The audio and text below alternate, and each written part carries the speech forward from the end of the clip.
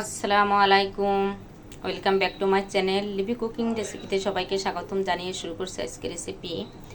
আজ আমি আপনাদেরকে তৈরি করে দেখাবো বাচ্চাদের ভীষণ পছন্দের পাঙ্গাস মাছ ভুনার রেসিপি। এই রেসিপিটি তৈরি করা খুবই সহজ, খেতে ভীষণ মজার, অল্প সময়ের মধ্যে তৈরি করে নেওয়া যায়। তো চলুন দেখে নেই পুরো রেসিপিটি। এখানে আমি পাঙ্গাস মাছগুলো ভালো করে ধুয়ে পানি ঝরিয়ে নিয়েছি। এখন দিয়ে দিব লবণ হাফ চামচ, হলুদ দিব হাফ চামচ। হলুদ লবণ দিয়ে মাছটাকে ভালো করে মাখিয়ে নিব। হাতে হলুদ মেখে যায়, এজন্য আমি এভাবে ঝাঁকিয়ে ঝাঁকিয়ে মাছগুলো ভালো করে মাখিয়ে নিয়েছি।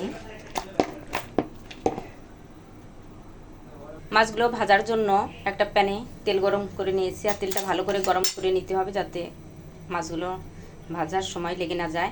আর অনেক সময় কড়াইয়ে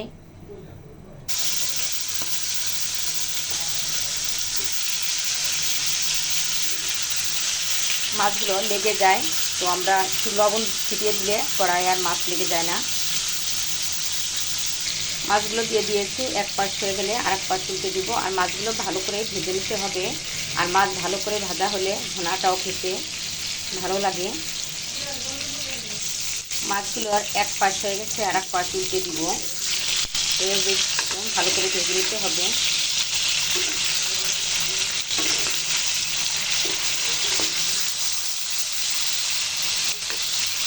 তো পাশটাও এভাবে ভেজে নিব লাল করে।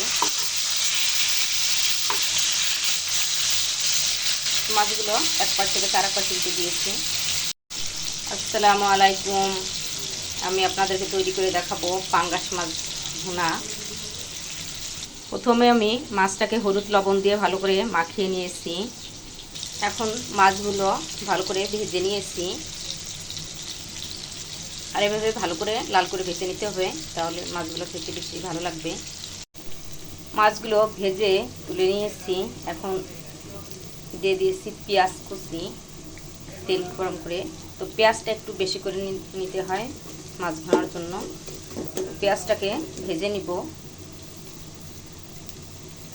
পেঁয়াজটাকে একটু ভেজে নিয়েছি। এখন দিয়ে দিব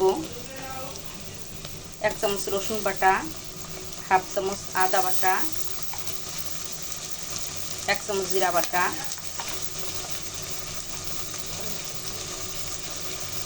কাঁচা মশলাটা ভালো করে একটু ভেজে নিব।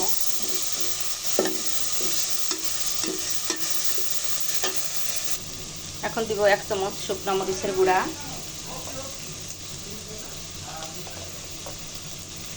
হাফ চামচ হলুদের গুঁড়া,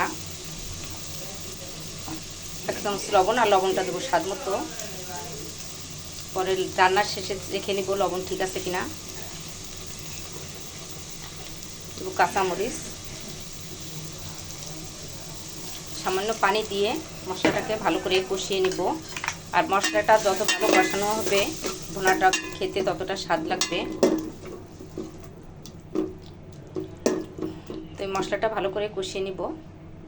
মশলাটা কষানোর পর এইভাবে উপর দিয়ে তেল ভেসে উঠতে বোঝা যাবে যে মশলাটা ভালো করে কষানো হয়ে গেছে।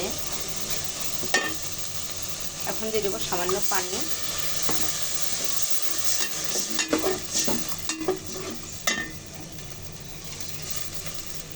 পানিটা ভালো করে বলক আসলে মাছগুলো দিয়ে দিব। মাছগুলো দিয়ে মশলার সাথে ভালো করে কষিয়ে নিব।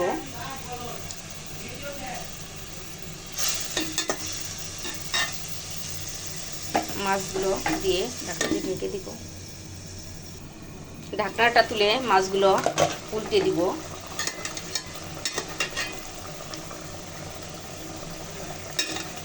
তো এক পাশ হয়ে গেলে আরেক পাশে এভাবে 2-3 মিনিট পরে আবার এভাবে উল্টে দিতে হবে মাছগুলো উল্টে দিয়েছি। এখন ঢাকনা দিয়ে ঢেকে দিব।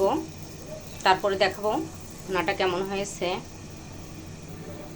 ঢাকনাটা তুলে দেখাবো পানিটাও টেনে গেছে, আর উপর দিয়ে তেলে ভেসে উঠছে।